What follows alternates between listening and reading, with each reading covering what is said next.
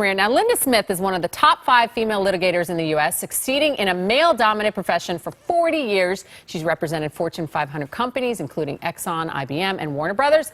She's assertive, confident, and a go-getter, but others might describe her as aggressive, bossy, or you-know-what. Either way, her attitude has earned her the title, the meanest woman alive. Yes, I am. So let's look at this. Now she's written a book called Smashing Glass and Kicking Butt, Lessons from the Meanest Woman Alive, and with tips on how to succeed in a man's world. Welcome, Linda. First, how'd you get the title of Meanest Woman Alive? Isn't it great? It's fabulous. I love it. Well, I actually got it from my clients. I deal with Fortune 100 companies who have cases that are worth billions of dollars. So I'm dealing with their CEO or their chairman, and they're always very egotistical, and I have to prepare them to be cross-examined by the other side of trial.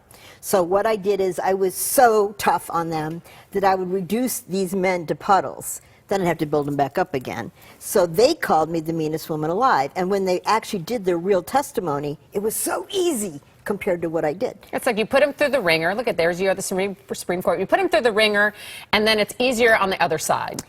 It's easier for them. Yeah, for them, not you. Yeah. I would love if your kids were here so I can ask them about that. There's you with Hillary Clinton. You've met everyone, seen everything.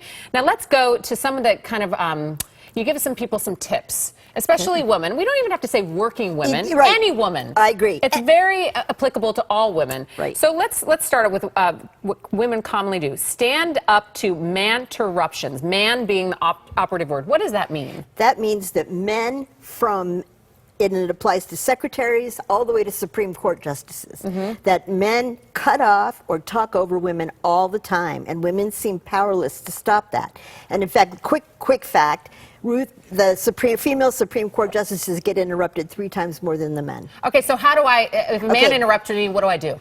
You look them straight in the eye and you say, I'm not finished yet. With that deadpan face, yes, I'm not finished or yet. you say, stop interrupting me. Wow. And a lot of women are, get nervous to do that. Why? Don't. I mean, you have something to say. In fact, you deserve to be heard. Okay, and the next thing you say, number 2, is stop apologizing. I'm known as the woman who says, I'm sorry all the time. Oh, my God. You have to ban I'm sorry from your vocabulary. Never again. No apologetic language. Women say I'm sorry all the time. Do you ever hear a man say he's sorry? No. Ever?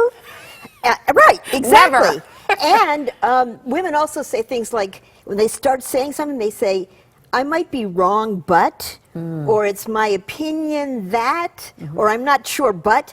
Never use anything that weakens your statement. And number 3, stop being likable. All of us want to be good girls. We're raised to be like, I want you to like me. I hate when people don't like me. Girls are raised to be people pleasers. Likability has nothing to do with business success. In fact, the most popular person in the office is never the leader. Oh. So you have to be decisive and strategic.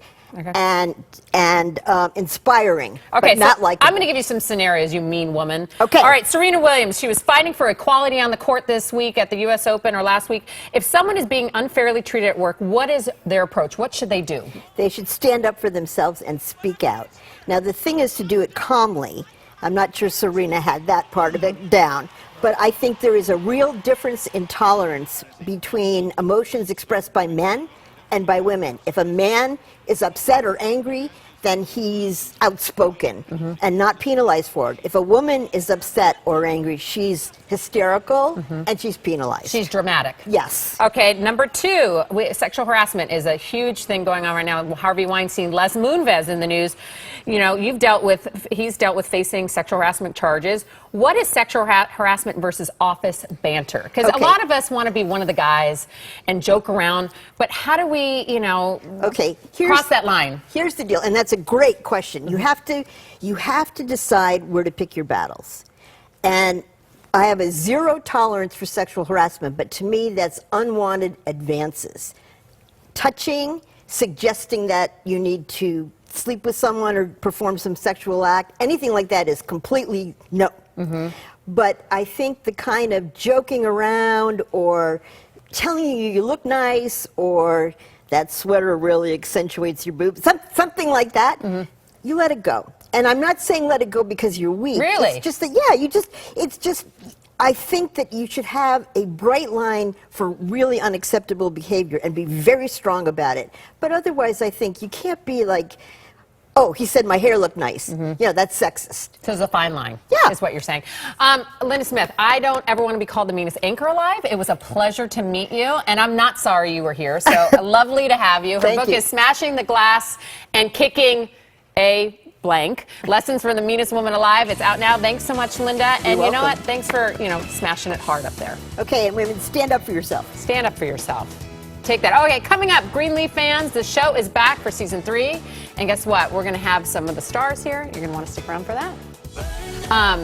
Yeah, it's a fine line, and it's hard, especially in the workplace. And if you're totally, if someone says, I like you. And I swear the next time that I hold you, I won't